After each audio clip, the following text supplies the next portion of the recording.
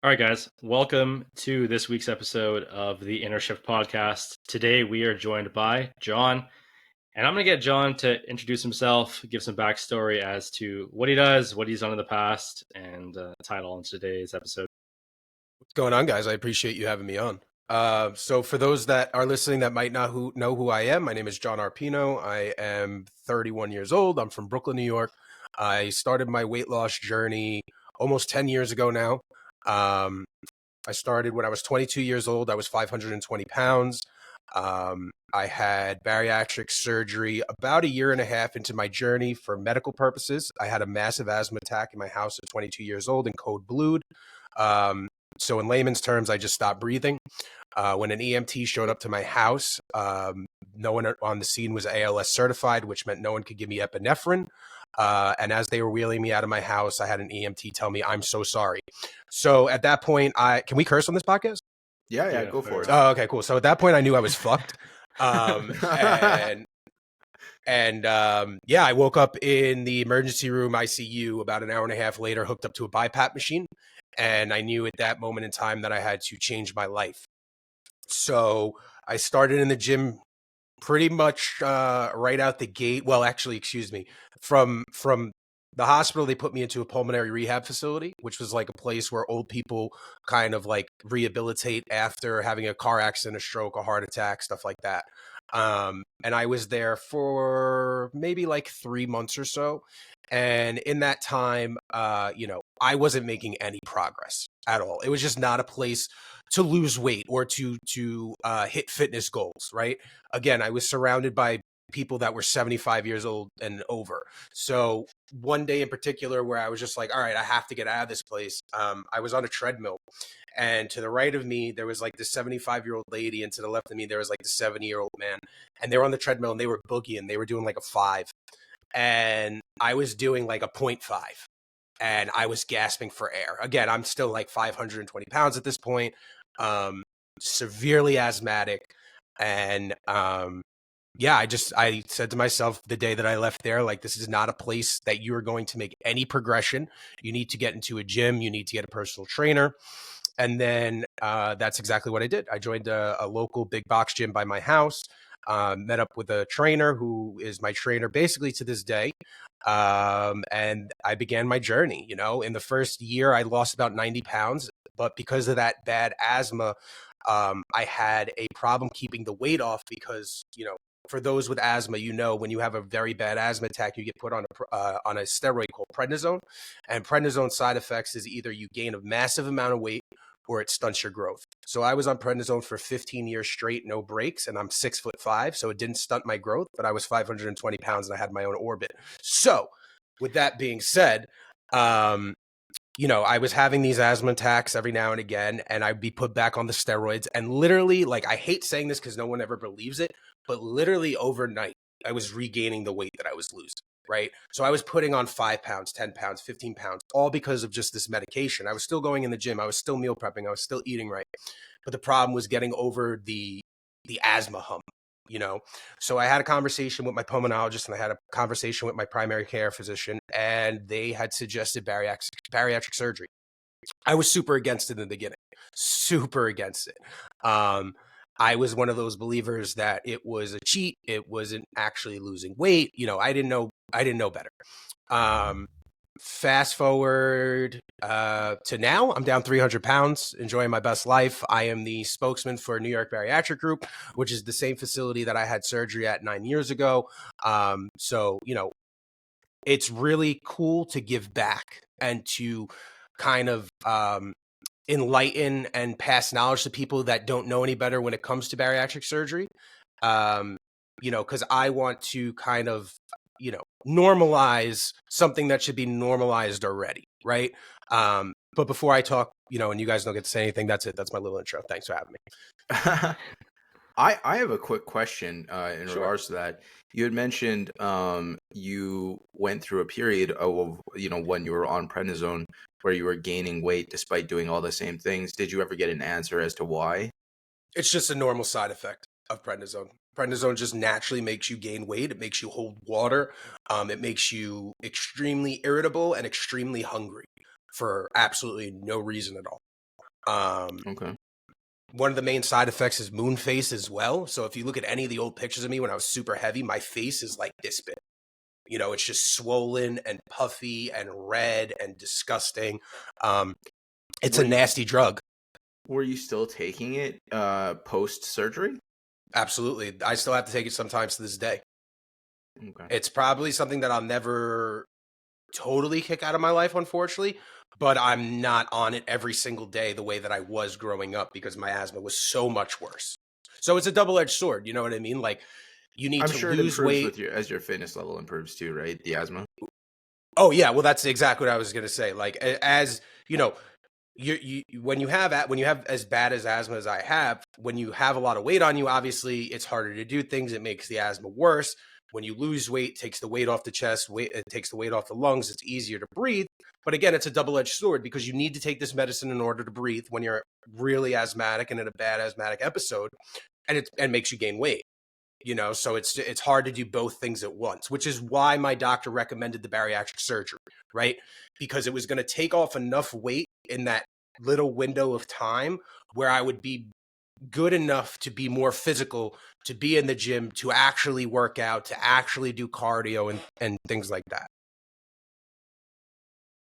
So for you then, with you said that you still have to use the medication sometimes now. How frequently would you say that you have to use it now? Considering The prednisone, I'm maybe hopefully like 2-3 times a year. Last year was all right. I really didn't have too many asthmatic episodes, but then right before Christmas, I had to take it because the weather here just drastically changed. It got super cold and it just triggered my asthma. So I really had no other choice. so it'd flare up when it's cold and dry. Oh yeah, or just when the weather changes in general. Like I used to be able to set my clock to the time of year that I would end up in the hospital. I basically grew up in a hospital. Okay, yeah. Did you So end what does you good? Fire. It's good. did you end up getting skin removal? I can't remember. Yes, I've had my chest done and I've had a tummy tuck. I have plans of revisioning my tummy tuck because it's kind of botched. And I have plans of hopefully doing my arms and my upper back. Who botched it? You want to call them out? It's just some jerk off plastic surgeon on Long Island. It's really funny because like I went into this facility and I was like, I knew what I wanted, right? Because I've been on Instagram for 9 years. I've watched so many people lose weight. I've watched so many people have plastic surgery. So like I 100% knew what I wanted. And I walked into this doctor's office and I was like, all right, so this is what I want. I want a fur delay. I want a 360 body lift, yada, yada, yada. I know it's going to cost me X, Y, and Z. So let's do it. And he looked at me and he was like, no, you don't need all that. And I'm like, no, but I do. Like, you know, I lost like at that point I was down like 275. So I was like, I lost 275 pounds. Like I'm a walking bag of skin. Like I know what I need. And he was just like, I'm trying to save you money. And I was like, I'm trying to give you more money. Like you should want more money. You're a businessman. But he didn't take my money and I just have a regular hip to hip tummy tuck, not a panolectomy. That's also very different, but a regular hip to hip. So I have a ton of excess skin on my lower back that needs to be addressed. I even still have some excess skin on my abdomen that like if I lean forward or if I'm like in a push-up position, my skin still hangs as if I had that flap of skin. It's just the flap of skin is moved up. You know what I mean? It doesn't hang from the bottom of my stomach. It hangs from the side of my stomach. Mm-hmm. Because you didn't do the fleur-de-lis. Exactly. Yeah, that makes sense. So that's why I desperately need to have it revised. And I still have a wound from the original surgery that never healed. Is that normal? You have a wound that never healed? No, it's not normal. Yeah, on my waistline. So when I had my tummy tuck done, I had a lot of complications when I came out of surgery. To make a very long story short, on my waistline, like on your pelvis, where your belt would go, the skin and the muscle never formed back together. So there was just a pocket of just emptiness. And that pocket of emptiness filled up with infection and it filled up with an abscess and what have you. And the first 6 months after having the tummy tuck, I had to go back to the surgeon's office every single day, have them open up the incision, drain it, clean it out, and stuff it. And when that healing process took place, there was like a small little nodule that just would never close. And to this day, it still doesn't close. So I've been addressing that with a doctor, and it's just horrible. So this is not something I want to hear pre my surgery. Hey, you're going to have skin surgery. It's going to be great. Nah, it's going to be fine. You're going to be great. Yeah, it's going to be fine. You're going to be great. You're going to be great. Everything's going to be fine. No, but listen, even with all that, I have to be like 1,000% honest, because I know that sounds terrible, but I don't regret my decision at all to have excess skin removal surgery. No, you know, I'd rather. You would. Yeah, you know, I'm terrified of the recovery. Obviously, yeah, the recovery is going to suck, but I am super excited for the surgery itself. Yeah. Despite the fact that my loose skin has somehow become like my bread and butter on social media. Absolutely. I'm still looking forward to it being gone. No, 100%. And I mean, that's a huge milestone on anyone's weight loss journey, is having, excess skin removal, if that is something that needs to be done, right? Yeah. But you have the easiest part of the surgery. You just have to go to sleep. That's true. When I had my gallbladder out, the anesthesia is such a cool feeling. It's the best. You go to sleep and you wake up instantly, right? Yep. And that just never happens. Sometimes in life, like, you fall asleep for like 10 minutes, and that 10 minutes feels like you were asleep for like 3 hours. An eternity. And other times you'll fall asleep for 5 hours. It'll feel like you slept for 10 minutes, but it never just goes instantly. Right. And anesthesia does that. You pass out and instantly wake up. It's such a weird feeling. I love anesthesia. I understand why Michael Jackson from my life. Anesthesia makes me sick. Does it? Yeah. I loved it. I loved it. I wake up from anesthesia and I'm either super like emotional and mushy, like I'll look at my wife and be like, "Come here, I love you so much, blah, blah, blah, blah." And then there's other times where I wake up from anesthesia and I'm like, I don't know this for a fact, but I've been told I'm violent, to the point where when I had my chest done, they woke me up from anesthesia and they wouldn't let my wife in. And my wife was like, "Hey, what's going on? Can I go see my husband?" And they were like, "He's a little violent right now.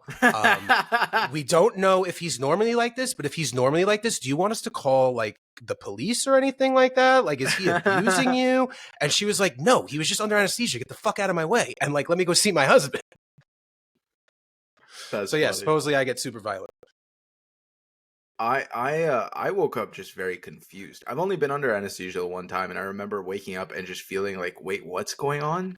Yeah. What do you mean?" Like, and just like them telling me like, "Oh, the wounds are healing," or whatever. Like they're like walking you through what's going on, and you're just like, I don't know what the hell you're talking about. Who are you? And yeah, I'm not looking forward to the fact that in Florida I'm pretty much doing it alone, which is like, at least with my last surgery I was at home. Now I'm traveling to a different country. I mean, it's Florida. It's a safe place to get surgery, and obviously I picked a surgeon that I feel comfortable with. But the idea of like waking up from that anesthesia and not having anybody there is kind of terrifying. That's a little daunting. Yeah. Are you paying for someone to be with you for like the first 3 days? Yeah, after? I'm gonna have to pay for a nurse for the first. Okay, that's few what I weeks thought for sure. Yeah, because I was gonna say, because you're not gonna be able to do anything. Certainly not something that I could handle on my own. That's for sure. But I think like, so the surgeon that I went with has like a thing where you can hire nurses for like 12 hours a day. Mm-hmm. And then obviously, ideally, pain meds will have me sleeping the other 12. So. Yeah, ideally, for sure. Yeah. I mean, when I did my chest, I had that done in Beverly Hills, California, and obviously I'm from New York, so that was pretty daunting. Thank God I had my wife, because we were literally just shacked up in a hotel room for like 2 weeks. I just didn't leave. Yeah, and that's I have to be in Florida for 2 weeks after the surgery. Yeah, because you can't fly. God forbid you get a blood clot or anything like that. Yeah. So. Yeah, Where in Florida you have end up staying longer than the 2 weeks just out of extreme caution. Yeah. Yeah. Just because, like, also it's Florida. I mean, like, I might as well. Like, why not recover on the beach, right? Right. Absolutely. I did that. I recovered on Santa Monica Pier. I thought it was the coolest thing ever. There you go. But when and What did when you? and where in Florida are you having it done? So my surgery is in April in Boca Raton, which is like just north of Hmm. Miami. I have family that lives in Boca. That's Okay. awesome. Yeah. Yeah, and I know one of the things that I'm confused about is like they want you to sleep in like a recliner after the surgery. How the hell do you find a hotel that has a recliner, man? I'm not. That's not a Wait, what are thing. you getting done first? 360 tummy tuck, fleur-de-lis, and gynecomastia or chest surgery. They're doing both at the same time? Yeah, all three. I've I never heard sought of out. such a thing. I went through. When I did this process, I met with. I couldn't put an exact number on it, but I met with over 50 surgeons. Mm-hmm. So I met with over 50 surgeons. I heard 50 plus different surgical plans. I want to say maybe 20 of them were confident they could do the entire torso at once. And then there was another quite a few more that wanted to do just the tummy tuck and the chest and not do the fleur-de-lis. That's crazy. See, I've And never heard of any surgeon doing the chest and a tummy tuck at the same time because the skin pulls in two different directions. in fact, almost every single surgeon that I spoke to said that they would be doing it that way. Really? So, yeah, maybe Wow. that's new technology or something. I don't Yeah, I know. don't know. Yeah, I don't know. That's crazy. But I mean, good about for every you. surgeon I met with was wanting to do both. Actually, Heavy to Modify just did his, and I know that he didn't do chest at the same time. So, Right. maybe there's something to be said there. But certainly, I have confidence in the fact that my surgeon has done a lot of these, which is Oh yeah, I wouldn't worry about it. If so- the guy is telling you that he's going to do it, I would not stress it. yeah. And ultimately, so it's being broken down into two stages, right? Like that one, my torso, and then next would be thighs and arms in the next Right. stage, right? So, but yeah, so those three surgeries, and then the recovery in Miami is all very daunting, and Mhm. I'm insanely excited for it, but it's It's going to be awesome. I promise. it's gonna be really weird for the skin to be gone. That's for sure. Oh yeah. Like to look down. I mean, you guys know what I'm trying to say. To look down and see it, that's gonna be cool. Yeah, it's going to be I dope. can see it now, but let's be real. But you Yeah. know, to see it cleanly. Yeah, right. All of it. Yeah. No, 100%. For sure. Okay, I shouldn't have said that. Don't worry. No, you're fine. You're fine. Usually it's my penis that comes up first in the podcast, but I'm glad that was yours. There you go. There you go. I mean, I'm the So- one that dances in his underwear on the internet, so it's only Yeah. fair. Absolutely. So in lieu of the penis conversation, I have a question for John. Sure. So By all means. yeah. Not about your penis, actually, something different. Oh, damn. So you mentioned earlier on in the podcast that you had quite a mental hurdle revolving the bariatric surgery and the whole Mhm. process. So what was the hurdle for you? Right. And obviously you had a unique situation in your life where that's what made sense for you. And obviously you don't have any regrets now. But I guess what I'm asking is for someone that like maybe they feel similarly about it as you did. Mhm. How did you manage to push through that and see the benefits of doing it? So let me say this first. The reason why I was so against bariatric surgery in the beginning, right, is because of the fact that one, I come from a very old school New York Italian family. And I had, God rest her soul, my grandmother, when she was alive, she would always say, you got to leave this earth the same way that God brought you into this earth. Meaning, you can't leave this earth with a quarter of your stomach and have somebody just randomly take out, three quarters of a vital organ. So that was a constant battle, was getting my family on board. Now, also, besides that, growing up a heavy kid, right? Like I was heavy my whole entire life, guys. Like I was in 5th grade and I was well above 200 pounds. You know what I mean? Live there. So, being fat was all I knew. And for years growing up, I would have random people in my life, tell me about weight loss surgery, right? And now this is the early 2000s, late 2000s at this point, whatever the case may be. So like bariatric surgery growing up was a totally different procedure, right? So like now they do it laparoscopically. It's 5 little holes in the stomach. Eventually those scars go away. You don't even know that you ever had it. Back then though, it was a straight up autopsy scar, right? From chest to belly button. And they'd flip it open and that's how they would do it. And the technology back then was not the technology that we have now. So everyone and their grandmother had a horror story, or a horror story, as I like to say, quote, air quotes for people that, I don't know if there's a video for this, but air quotes on that. So everyone would happen to know someone's sisters, cousins, aunts, uncles, boyfriend's mailman who had bariatric surgery, and they either died, they could never eat again, which that doesn't make any sense.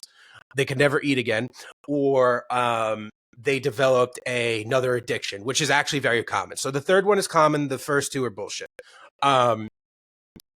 So I took it upon myself to deep dive.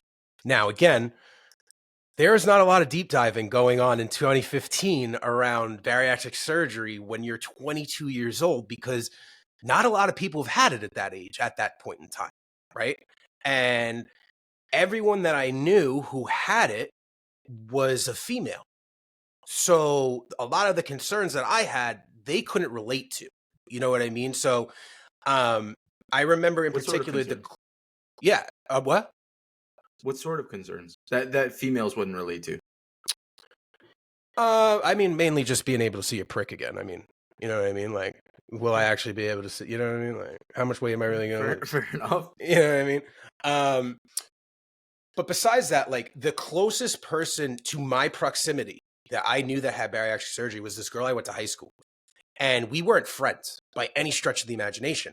Like we had like 1 or 2 mutual friends between us. And no one actually knew that this girl had bariatric surgery at the time. So one of my friends who was friends with her tipped me off. I had a conversation with this girl and we would secretly just text each other about bariatric surgery and like what I should expect, how her eating was, because that's the number one question I get in my DMs all the time or in person. Am I ever going to be able to enjoy food again? Am I ever going to be able to, eat the foods that I actually like again? And the short form answer to that question is yes. Right. But again, so I didn't have anyone around me who could give me any experiences, when it came to this. And I had to kind of just dive in head first and hope for the best. As I read more on Reddit and stuff like that, well, yeah, Reddit was around back then, whatever I was searching on back then. I was getting some answers and you're able to piece some stuff together and kind of make sense of it all. But again, this was like reading Chinese back then. Like you couldn't make up and down with it, right? The internet was so not it was what just it is today. it was no, right. It wasn't as common as it was today, and the internet wasn't like how it was today. So you couldn't look up hashtag VSG and have 9 million pages pop up of people who had bariatric surgery. That just wasn't the way of the world. So again, it was just overcoming the family dynamic because my family didn't want me to do it. They didn't believe in it and they thought I would have complications. And it was overcoming the, it's a cheat code. So it's a cheat code for me was very big because of the fact that like, I think that we can all attest to this, right? When you grow up super heavy, there is a small voice in your head that constantly tells you when I'm skinny, when I'm skinny, when I'm skinny, when I'm skinny. Well, I had that voice chirping in my ear for 22 years. And, I always had told myself, if I'm going to do this, I have to do it the old fashioned way. And I have to do it the right way. But guess what? When it comes to sustainable, healthy weight loss, there actually is no right or wrong way, as long as you're not starving yourself or white knuckling the journey. Right. And that was something that I had to get over. So I did eventually. And I found out that having bariatric surgery is harder on some levels than it is doing it, the quote unquote natural way. There's a whole different dynamic that goes into it. It's like going into a time machine and going back in time and waking up as an infant, because that's literally the progression that you have to make with food. After surgery, like you start off with pureed food, then they move you on to soft food, and then so on and so forth. So in the beginning, it's like you're eating this baby food type consistency, and you're only eating a little bit of it at a time. And then over time, you naturally are able to eat more and more. So I know, Jesse, last time you and I spoke, I think we had talked about food a little bit, and I turned around to you and I was like, I can basically eat the same amount of food as a normal 235, 45 pound man. You know what I mean? Like, eat it all in one sitting, have no problems, yada, yada, yada. So there is some toxicity when it comes to the bariatric community. Of course, there's creators out there that'll be, 7 years post-op and post pictures of their food and being like, oh, I just took 2 bites of my food and I'm full and now I have lunch for the next 5 weeks. Like, no, that's fucking bullshit. Like, let's stop doing that, because that's how you create a bad relationship with food, because then you set this mindset up where it's like, I constantly have to eat small, because if I don't eat small, I'm doing it wrong, right?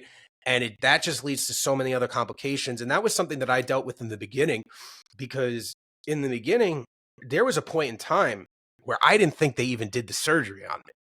Like, I would constantly call the surgeon's office and be like, you guys did an insurance job. Like, you guys just scammed my insurance. There's no way you did insurance job. Like, this is bullshit. You know what I mean? Because of the fact that, like, you set up this scary story in your head where you're like, oh, I'm never going to enjoy food again. It's going to hurt every time I eat. It's going to be this daunting process. I'm going to puke all the time. I'm going to do this. I'm going to do that. Guess what? None of that happened for me, like, at all. Like, yes, my portions decreased at the beginning and stuff like that, but, like, I never threw up. I never had bad stomach pain. Dumping syndrome wasn't a thing for me. Like, I had it very easy sort of in the beginning, but I was also the nut job who woke up after surgery, in his own house and was like, okay, well, normally if I didn't have surgery, my body would be telling me that I'm hungry, but it's not telling me that right now, but I should probably eat something. So then I made I can't even believe that I did this. I made a protein shake. And in this protein shake, I put dried oats. I put 2 hefty scoops of peanut butter. And then I made myself 3 scrambled eggs. And I ate it and I drank it. And that's when I was like, you guys didn't fucking do surgery. This is fucking impossible. So when I called them up, I told them what I ate. And again, I'm fresh out of surgery, less than 24 hours. And they were like, please don't ever do that again, or you will end up in the hospital. And I was like, no, I'm fine. Like, and I was fine. Like, that's why I was convinced they didn't do anything. But they were like, please just don't even test your limits right now. Like, the fact that you were even able to do that is very strange, but please do not do that again. 6 months later, I was down 110 pounds. So how much did you get, like, weight removed in the procedure then? I would say I lost, so I'm down a total of 300 pounds, right? I would say 90 came before I ever decided to do bariatric surgery. And then I would say the rest of it came afterwards. So I would say somewhere in the ballpark of like 210 to 225 pounds. I would really say was from surgery, and the rest was me. Okay. So I actually, I don't like the way that I just said that. It's all me, right? Like, my bariatric surgery did not bring me to the gym and drop me off every day. Like, again, I was in the gym 5 to 6 days a week. I was doing an hour of cardio. I was doing an hour of weight training. So, like, again, that was me, but I'm saying with the surgery. Yeah. Of course. You had mentioned something earlier that I wanted to touch back on. You said that often people who go through the surgery then struggle with other addictions. Transfer addiction is huge to talk about, because for me, when I got past my food addiction, I certainly recognized that I have an extremely addictive personality, and like, I wanted to replace that food addiction with other addictions, and like my brain just wants something to fixate on, and that's such a difficult thing to be cognizant of and constantly kind of fight. Absolutely. And I mean, I also have ADHD as well. So, like, my brain is always searching for the next dopamine hit. You know what I mean? So 100%. I mean, with any form of weight loss, like you just said, transfer addiction is a huge thing. And it's something that everyone should definitely look for the telltale signs of. I know people that lost hundreds of pounds. So, I mean, I don't know if you guys know this, and, I was going to save this for later on in the podcast, but I do have a documentary coming out. It's called the Anti-Diet Diet Club. It's about 5 individuals who have all lost an extreme amount of weight, kind of telling their story. And it shows not only the physical side of weight loss, but the actual mental aspect of it all. One of our cast members, Danielle Smith, she lost a significant amount of weight. And after her weight loss journey, she developed an addiction to alcohol, unfortunately. You know what I mean? So that was her cross to bear. Now she's doing great. She's like 3 or 4 years sober, I believe. She's doing fantastic, but very quickly her addiction went from food to booze. You know what I mean? And that is a rocky thing on itself. I'm going to be very open with you guys. The girl that I was talking about earlier, the one that, helped me in the beginning when I didn't know anything about bariatric surgery, the one I went to high school with, she developed a drug problem later on in life. She's no longer with us anymore. It's very unfortunate. So these things do happen. They're not to that extreme all the time, but you do have to look out for that stuff. I like nicotine. And I've never said that on a podcast before. There's actually a ton of people out there that have no idea that I use nicotine products or anything like that. But that's something that I guess you can fall under transfer addiction. But, I had a nicotine addiction before I ever had bariatric surgery. So who's to say? But yeah, I mean, listen. My addiction has become social media, so I get it. My addiction is definitely social media too. I don't think either of us would be in the position that we're in on social media if it wasn't an addiction to some sort of degree, right? Some degree, yeah. But yeah, I mean, listen, you gotta really work on the mindset aspect of weight loss. And that's why this documentary is going to be so important, because there's so many people that want to start this journey and just rush from point A to point B. And they don't realize that, like, before you get to point B, you need to go to point A1, A2, A3, so on and so forth. Like, there's so many pit stops that you need to make along the way before reaching the ultimate goal of, whatever that magical number is in your head. And by the way, if you're listening to this, you're on your weight loss journey and you have that magical number. And when I said magical number, some weight just popped in your head. That number's bullshit. You're going to get to that number. You're actually going to hate yourself because you're going to realize that there's nothing cool that happens when you get to that number. There's no confetti that falls from the ceiling. No one knocks on your door with a big check. Like, there's nothing that happens. And then you have to be like, so what do I do to keep this up? So if you're listening to this and you're on your weight loss journey, just make sure that, you're doing the due diligence that you need to do. You're doing the hard work that you need to do, internally and not just externally, because there's so much going on up here. For a lot of us, up here is a big reason why we gained the weight that we gained at the beginning, whether we want to admit it or not. And cleaning out the attic can really help the rest of the house. Absolutely. I'll talk. This is kind of weird to admit, because a lot of my content obviously is about being vulnerable and open and honest. But when I first hit under 300 pounds, I recorded a video in my car and I went, today, for the first time, I'm officially under 300 pounds. Let's fucking go. And I screamed. But the actual video, like the actual recording, is me going, let's fucking go. And then straight dead face. Yeah. Because that emotion was completely fake. Yeah. Because when you get those numbers, in your head, you're like, yes, I'm under 300. Like, when I'm under 300 pounds, I'm definitely going to be happy. When I'm at my goal, I'm definitely going to be happy. But that's not how it works. You have to fall in love with yourself. You have to fall in love with the process. You have to understand that this is a life thing. It's not a finish line. And if you hit that if you set that finish line, when you hit it, nothing happens. No. You have the rest of your life now. Correct. It just doesn't work that way. And I think that it's great to have those goals, and you should have goals, but you can't put them on a pedestal like that. You can't expect that they're going to solve all your problems. Right. Yeah. There's no arbitrary number out there that is ever going to solve your issues, right? Whether it's you want to be 200 pounds or whatever, like, it just doesn't happen.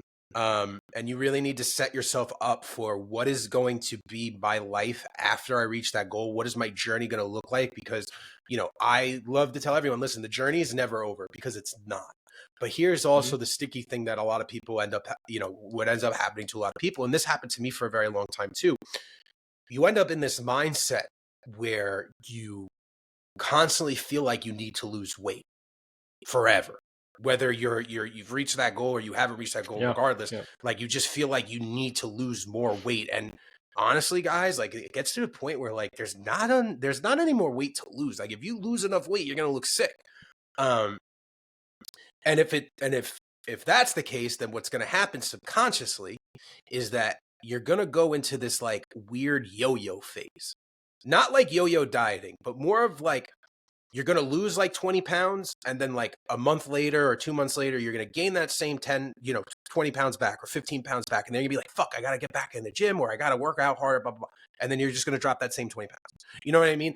And you're going to be stuck in this mindset of like, again, you're marrying yourself to this arbitrary number that doesn't do anything, and you make yourself think I have to be 230 forever or else I'm a failure or I'm not good enough anymore or whatever. And that's just not the case. It's a bad place to be mentally, because what happens is you end up missing out on so many other things that you should be focused on in life because you just feel like you constantly need to be in this state of weight loss. And weight loss is cool and all, but like put on some muscle. That's a really great one. You know what I mean? Like just switch up what you're doing. Find a physical hobby, join an MMA class, do a boxing class, you can still be physical because listen, if I don't go to the gym, I freak out, right? Like it's part of my mental health now. Even cardio. 100%. If I miss a day of cardio, like I am mean. I am irritable. Like I just don't like myself, and that's not necessarily a great place to be either, but that's just the way of the land sometimes. Mm-hmm. I had this conversation with a friend earlier today where like we were talking about how I over New Year's there, I missed like 4 days of going to the gym. And by the fourth day, I just like, I hated everything. And as soon as I went to the gym, I lifted weights, I felt so much better. Yeah. And I used to think, when I was fat as fuck, I used to think that people said things like that, like, oh, I need to go to the gym to feel better. Or I feel like shit, I need to go lift some weights. I used to think that people said that as a way of flexing that they go to the gym. Right. As a way of being like, oh yeah, I lift, by the way. Right. It's not. It's legitimately like once you get to that point, it is something that is necessary for your mental health. Absolutely. And your body, your body legitimately craves it. Mm-hmm. Mm-hmm. Yeah, man. It's 45 minutes to an hour, of being uncomfortable for the rest of your day to be comfortable. You know what I mean? 100%.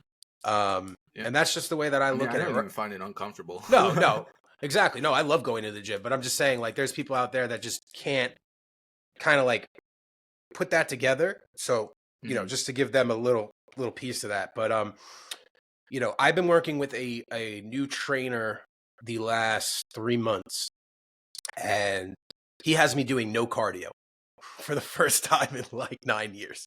And I have been fucking freaking out. And the first month and a half was miserable. Absolutely miserable. Because my routine forever has been I wake up and the first thing that I do is I go ride the bike for an hour. That's just what I do. And the first month and a half of not doing that, I became a very nasty, irritable version of myself that my wife did not like. But then when we got out of that, slowly but surely, that same emotion that I would get is now definitely more in the weights than it was in the cardio. So for me, I don't know why, but when I lift weights, it's different than when I do cardio, because when I do cardio, I definitely just get lost in my head and I'm able to just like visualize everything. It's not that I don't believe in meditation. It's just I can't bring myself to meditate because my head is there's just always something going on up here and I can't clear my mind. Haven't reached that type of strength yet in order to just really silence my mind and meditate. But for some reason, when I'm on the bike, I can kind of do that and I can kind of see everything that's going on in my life, like a 360, Star Wars hologram in front of me. And I'm able to silence things for a little while and I'm really able to focus on myself and the inner me. And now I can do that with the weights, but for a very long time, I could not do that. I don't know if it was the ADHD or whatever it was, but I just could not get into the same zone that I would with cardio. But yeah, you end up, it's not that it's your identity. It's just like, it's your medicine. You know what I mean? Like in a weird way. Like I'm not on Adderall. I go to the gym. Do you think it's because like with cardio, there's less mental stimulation, whereas Correct. with weights, you're focusing on XYZ, Yeah. X muscle doing this. You're Mhm. focusing on I'm focusing on my joint angle. form. Yeah. Yeah, All there's more that. skill component towards lifting weights versus with cardio. I feel like it's easier to get lost in thought, but that's not Correct. necessarily a bad thing if you're spending that time to reflect. Correct. Yeah. 100%. I honestly, to speak on what you're mentioning there too about meditation, actually, I've been doing more meditation as of late, but for a long time, I found it challenging for me to like get in a headspace where I was able to, Right. because I would just immediately, as soon as I went quiet, like I would just think about this thing that I had to do, or this thing that I didn't do yet, or the thing that I did yesterday, and be like, fuck, that was stupid. Why did I do that? And then I found that doing some breath work before actually helps me get very honed in and ready to actually meditate. Just again, to kind of calm the nervous system a little bit. So I find breathing can really help set the tone. Yeah, a good one to do is like, you try to focus on, I close my eyes because it helps me like not focus on shit around me. Yeah. Breathe in for 6 seconds, hold for 4, exhale for like 8 until you feel like you can't exhale anymore, and then slowly in again, and do it probably like 5 times. And then that should just like calm everything down. And it's actually from like a psychologist that he was mentioning that for people that tend to have a tough time calming their mind, Yeah. it helps because it just relaxes your muscular system, your nervous system, and everything, and gets you into more of like a sympathetic state to actually be able to meditate. Yeah, I'm definitely going to try that because that's something that I've put on my 2025 goal list, is to, actually take the time to try to meditate and to try to, just develop these new skills, because again, I don't think we're ever going to have all the skills that we need in life, right? And I think that we always need to be trying new things and adding new things into our routine and whatnot. Yeah. I try to now, I used to wake up and the first thing I would do would be go on Instagram, and I would create a post. That's me right now. Right. So I would spend, and I still, listen, it's not that I don't do this still, but it's just like now I wake up and I take 10 minutes and I sort of reflect, or I sort of thank God for everything, and I sort of make my affirmations. I'm not like totally there yet. But then I get on my phone and I scroll through the band, and I'm like trying to get that creative juices flowing to create the first post of the day. And like, that is such a nasty habit that I need to end. When you're in content though, that's almost necessary. Yeah. Like it people that I talk to about this that aren't in content, they're always like, you spend how much time on Instagram? Like, I get it. Yeah, I wake up and I immediately look at my phone. I made a post the other day about how I'm struggling with sleep lately, because sometimes I'm waking up at 4 a.m. and I end up on my phone for several hours and just can't go back to sleep. But like, when your career revolves around social media, it becomes, you almost have to envelop yourself in it. Correct. Yeah. You can't really succeed if you don't. At least not long term. Right. No, 100%. Listen, and we all go through burnout, right? Like, it happens, and when burnout happens, it fucking sucks. Yep. Or when the algorithm isn't playing the right way and Instagram wants to take away everyone's views and shit like that. Like, it sucks. And it's a bad mental state to be in, because I've found myself there many times where like I'll post something and it doesn't get the reactions that I want out of it. And then I'm super hard on myself. And then especially I'm trying something to, that you put a lot of time and effort into, or correct. Like and then I'm like, I put so much thought into this. This is going to do so well. And then it does like half of your average. Mm-hmm. Yeah. Yep. And then you start telling yourself you suck, nobody likes you. It's really easy to get in your own head with the social media stuff. 100%. Absolutely. And then you're just creating a post to create a post, right? Because now you're mad at the other post that didn't do so well. So now you're like scrambling to create a post. And sometimes you kind of have to recognize that it's social media is largely about consistency and just making sure that you're posting at least daily.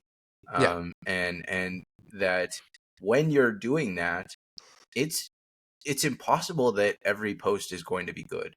you Correct. have to recognize that and accept that and realize that you know, everything you do is not always going to be the best thing you've ever done. Absolutely. And that's okay. And sometimes your posts are just going to fizzle out, and that's not a big deal.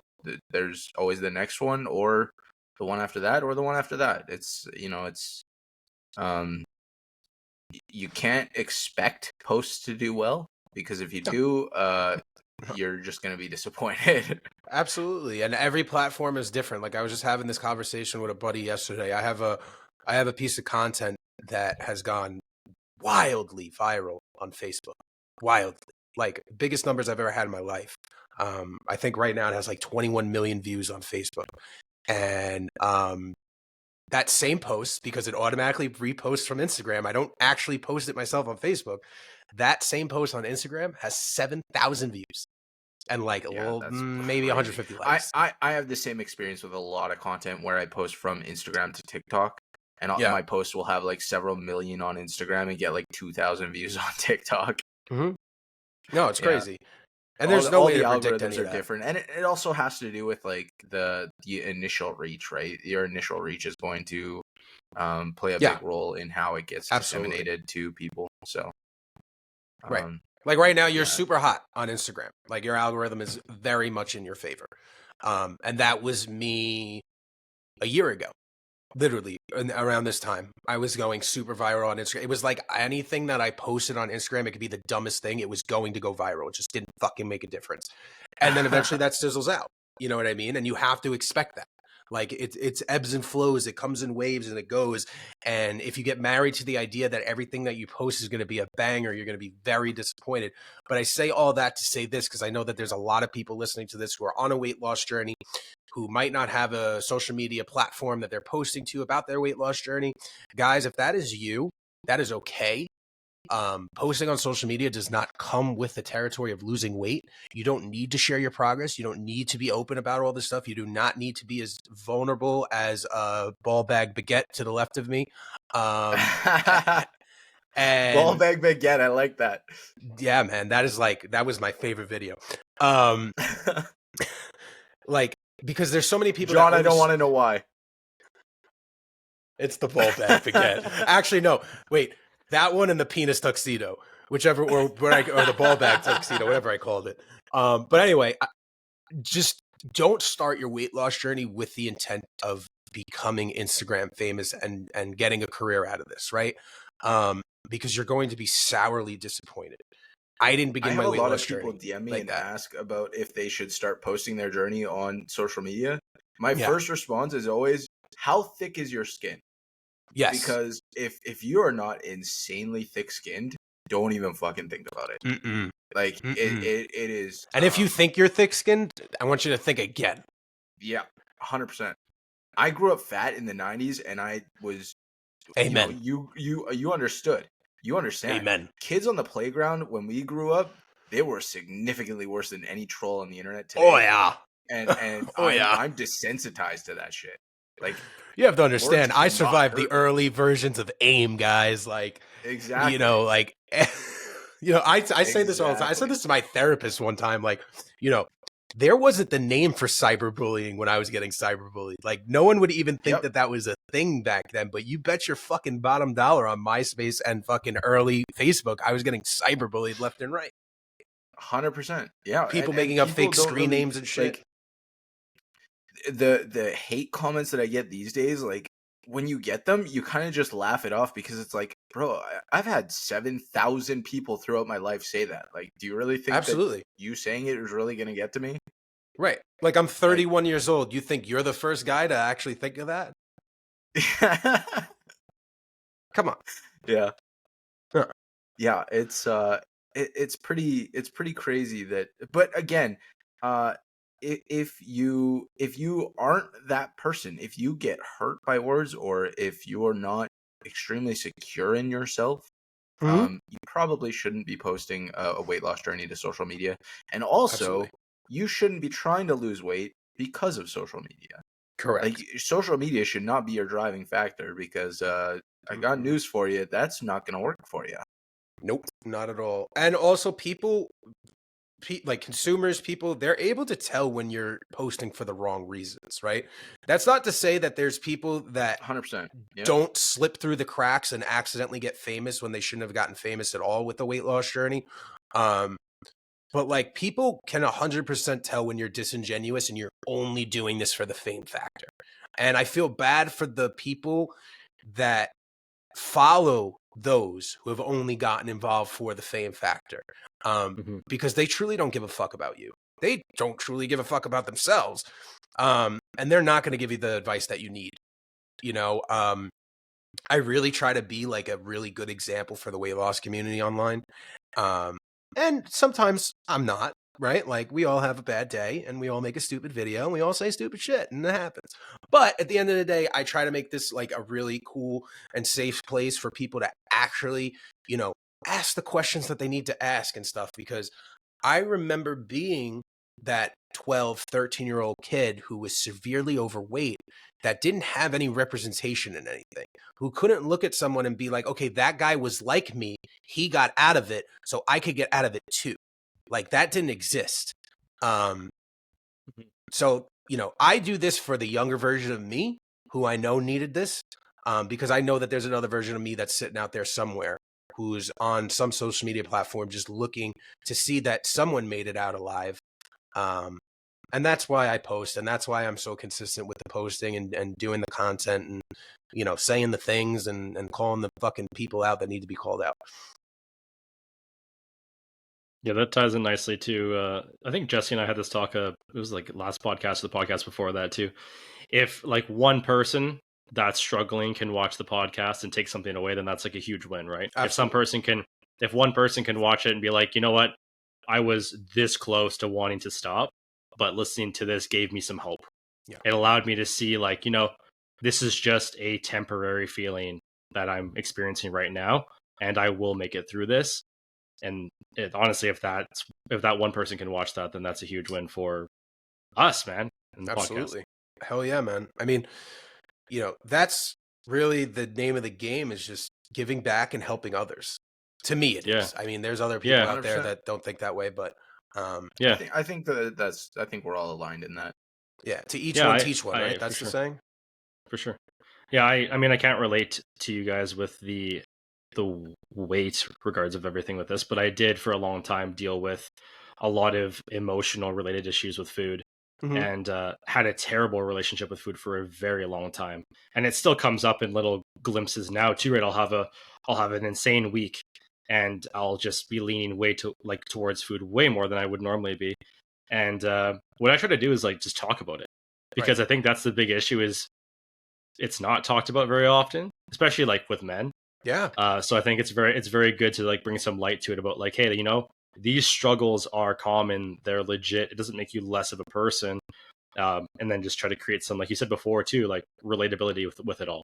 Right. Like, again, somebody can feel like they're not alone, that they're going through something similar as somebody else, and that you can make it through it and your life will improve. You're not stuck in feeling this way forever. Correct. Yeah. Hell yeah. I mean, I truly believe that there's I mean, a lot of people think that I'm weird for saying this, but I truly believe that there is another version of each and every one of us out there somewhere. They don't have the same name as us. They don't maybe come from the same background as us, but they really are the same version of us. You know what I mean? And I know that I needed a way out, and I know that I searched far and wide for someone like me, and I just couldn't find it. And the way that my weight loss story kind of blew up on Instagram was because of the fact that I was just being vulnerable, just like Jesse, and I was just talking in posts, and I was talking to myself, like I didn't create my Instagram page. My Instagram page was given to me by a friend. We were both in social media marketing at the time, and my buddy turned around to me, and I hated weight loss influencers. I hated gym influencers. I hated weight loss influencers. And this is when influencing was just a thing, right? This is 2017. It was New Year's Eve. Clock struck midnight, and my best friend walks over to me, takes my phone out of my hand, goes into Instagram and logs into a completely different Instagram, gives me back my phone, and he goes, "This is your diary now." And I go, "What are you talking about?" So at this point, I'm like 2 years into my weightless journey. And he's like, I want you to just start talking to yourself on here. Just, that's it. Just talk to yourself. And I was like, all right, now at this time, there's no such thing as reels. There's no such thing as story posts. There's no such thing as anything. You're literally just, it's old Instagram. You're taking a picture. There was no carousels. There was no anything. Taking a picture, posting a status, couple of hashtags, end of story. Lo and behold, it just started to blow up and I couldn't stop it. And I had to make a decision if I really wanted to be that person that really wanted to help people, or if I was just going to stop doing this. And I remember the first time I posted a shirtless photo on Instagram, and it was the most daunting thing that I ever did in my life, because no one was doing it then, and no one was doing it at my size. And I remember that I made the entire post. I took a screenshot of the post, and I sent it to 6 people. And I was like, am I crazy for wanting to press, send on this and to post this? And when every person came back to me, was like, no, you need to post that. I was like, all right, cool. This is what I'm doing now. Boom, posted. And then that's when I was like fully all in on my Instagram journey. So what gave you a bit of a sour taste about like influencers? We'll air quote that, right, for people that are listening. Yeah. So again, I think there's often a negative association with influencing, but I think there's also a lot of good influencing too. So at that point in time, obviously you had a negative idea of influencing. So what allowed you to shift that?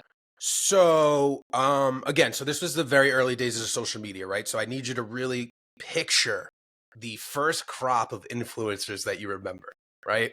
So this like Jeff Side, yeah, like early Gymshark, like I'm trying to think early Gymshark stuff when everyone wanted to be on Gymshark, and Gymshark wasn't giving out no contracts to anybody. Now Gymshark just lost all their talent and they're begging people to come on. But back then when influencing was like super cringy and it was just like okay.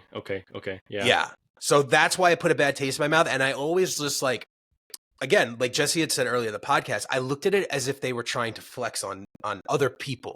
Like, hey, I'm going to the gym again. Hey, I'm doing this. Hey, I'm doing that. Like, I don't give a flying fuck what you're doing. You know what I mean?